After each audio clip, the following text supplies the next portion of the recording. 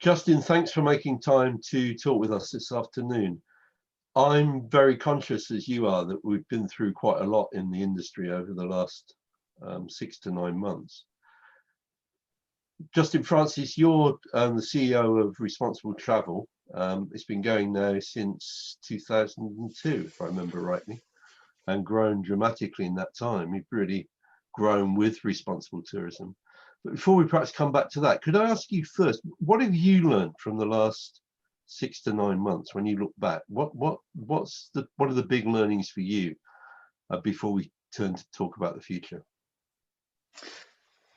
I think I've learnt in a crisis the need to make things incredibly simple and focused, and that's true of COVID.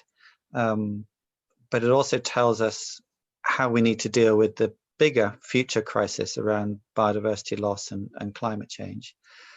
I've learned that, been reminded that we're not all in it together. I've seen people in tourism destinations, those the most vulnerable, without the safety net, suffer most. So I've been reminded of that old adage that you must judge yourself by how you treat, how in business you treat those who are least advantaged. And I've been reminded how much I miss travel, Harold, of how, on a personal level, those journeys to the I guess the frayed edges or the edges of my imagination and my experience, to challenge myself and to learn how rewarding and important that is for me. So I think as we look forward now, we've talked for many years about the complexity of tourism, about the many issues involved in sustainability and in responsible tourism. And where I'm at now is really simplifying down that to just perhaps 3 or 4 big items. And that's what the emergency has taught me, I think. And which for you are those 4 big items, Justin, just to be clear with everyone who's listening? I think they are the climate crisis, biodiversity loss, which in many ways is that those two are 2 sides of the same coin. Inequality, tourism's role in providing benefits to the disadvantaged, and inclusiveness. Inclusiveness in the broadest sense, accessible tourism, BAME travelers. So climate change, biodiversity loss, ensuring we create economic benefits for those least advantaged and making it as inclusive as possible. And I think that's it, Harold. Because to be honest, if we don't do that, go on, Justin. If we don't do that, I mean, I was looking at the SDGs this morning, and I was thinking, how many of those are possible if we have runaway global heating, if we have runaway biodiversity loss? None of them are. No. So you can almost sit the things that I've noted above the SDGs as the kind of the key things in our future. And make no mistake, we're in a COVID crisis, of course, pandemic, but we're absolutely still firmly in the grips of the climate crisis and the biodiversity crisis. One of the things that people have been saying to me, and I've said it myself, is that to some extent you can shelter from the COVID crisis. You know, it is possible to lock yourself away, keep yourself isolated, be very careful about your social contacts, and you can isolate yourself from that. But you can't isolate yourself from the consequences that that's having on our broader society. And with climate change and biodiversity loss, you certainly can't isolate yourself in any sense at all. There's nothing you can do to run away from climate change. It's going to come for you, whatever, isn't it? Yeah, I mean, I think it's easier if you're fortunate like me and able to work from home rather than, for example, working in manufacturing, is you have a decent sized house where you can socially distance if need be, and you're fortunate to have a garden. So the wealthier do have more resilience and ability to resist COVID. Climate change is somewhat different because it's going to create enormous stresses and strains and migration issues, which we're all going to be unable to exclude ourselves. Would be much harder no matter how wealthy we are. So yeah, the gorilla in the room, I think, remains climate change and biodiversity loss. And what's interesting also for me, Howard, the biodiversity story is coming very strongly and very perhaps a little bit later than to the party than the climate change story. And if we're able to protect the existing protected areas that are currently in place, do a better job with a third of the rest of the landmass, then recent reports show that we can deal with half of man-made emissions since the Industrial Revolution just through nature, the better nature, the healthier ecosystems, and the nature-based carbon sequestration. And I think the tourism industry is exceptionally well placed around the biodiversity story.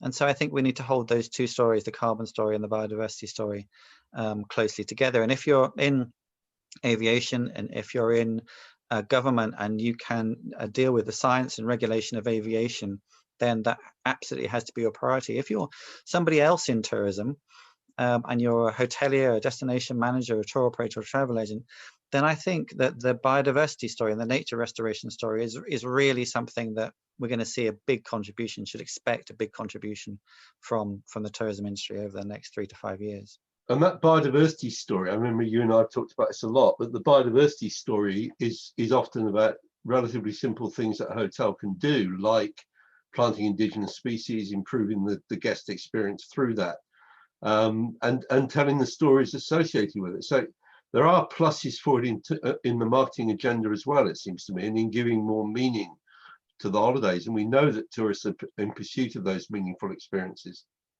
Yeah, I think we can excite customers greatly about nature and biodiversity. It's very tangible, it's very visible, it's very enjoyable to see and be part of.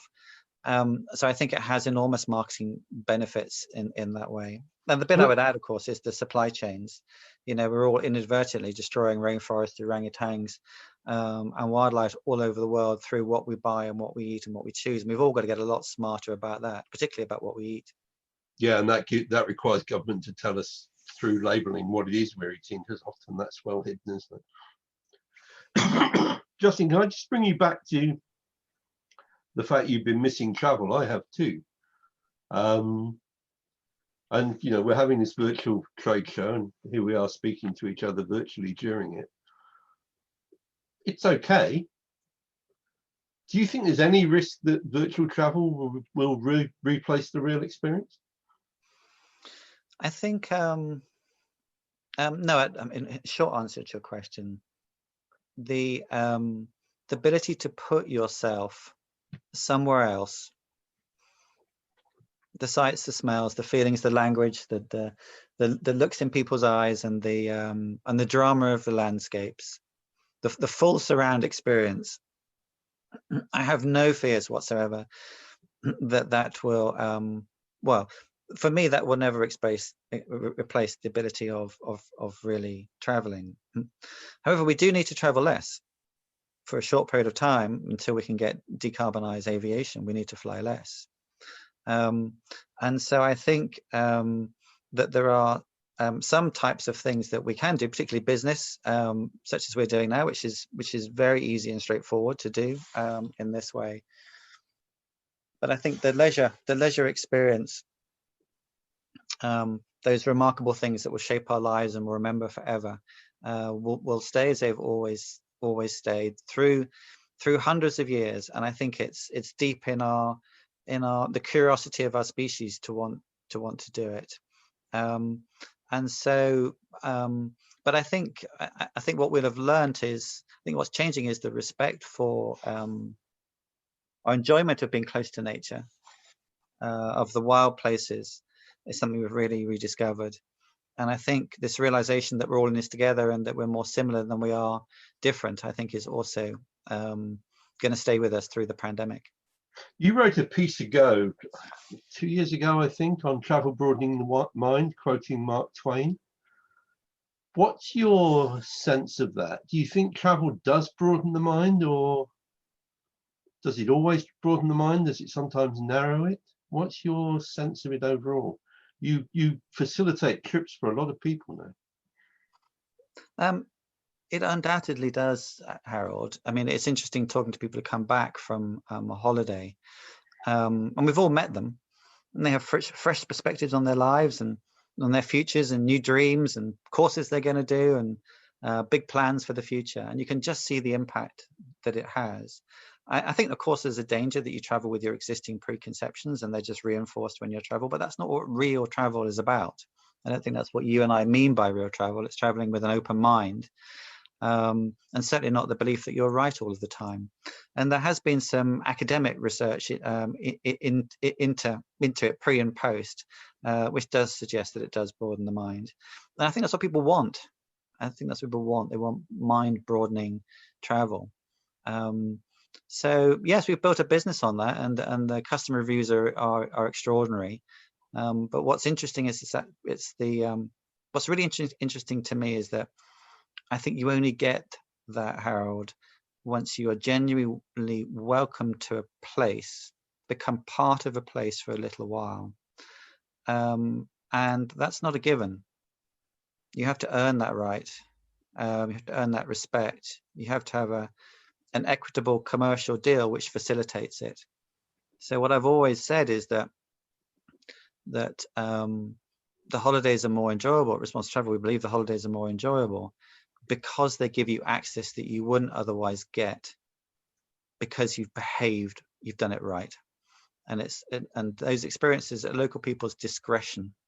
They give those experiences local discretion, and they take them away and lock you out if you're not traveling with respect. I think that's absolutely true.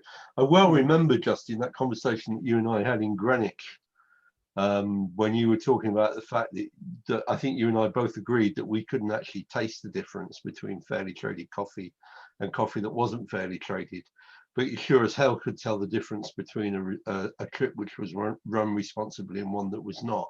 The experience was simply better, and I think that still holds true, doesn't it?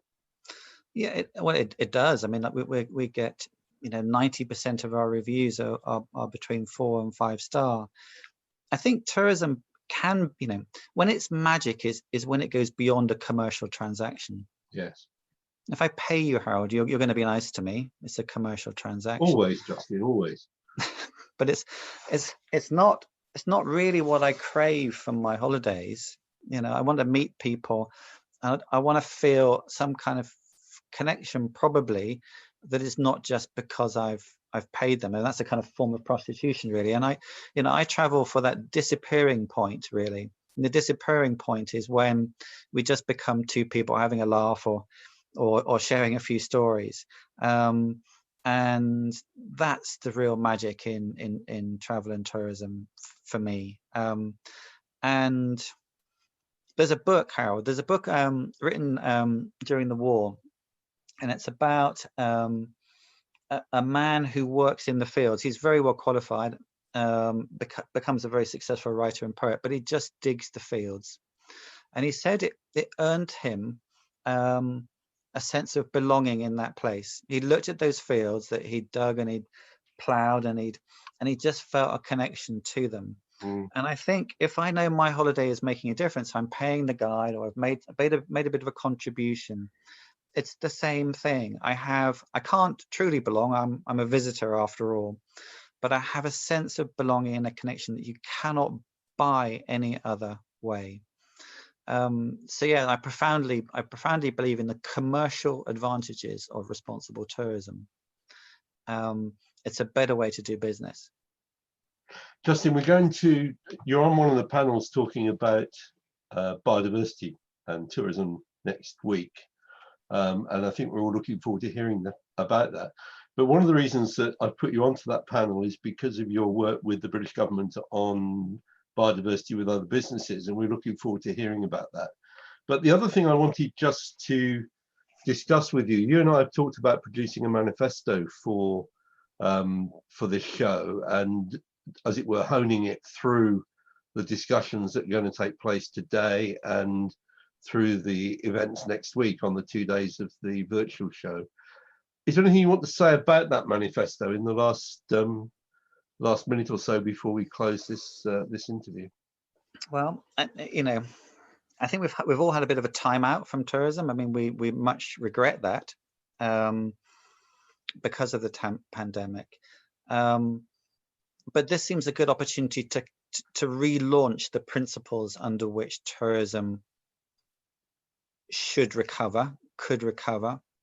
How do we build a tourism which is future proof? And what is the future? You know, we need to be a thriving business employing people, but we also need to be successful in a world where the priorities, environmental priorities, are very, very, very loud and shouting at us very strongly. So what does that look like? That's the question we've been discussing, Harold, and some of the thoughts that we'll share at the show. Thanks very much, Justin. I mean, what's absolutely clear is that the industry needs to work out how it can be more resilient if a similar crisis to this arises again. And we know that we're going to live in a more unstable world in all kinds of ways going forward. But Justin, thank you very much indeed for your time this morning. And I'm sure people will look forward to the panels you're on next week. Thanks very much indeed. Thank you, Harold. Thank you.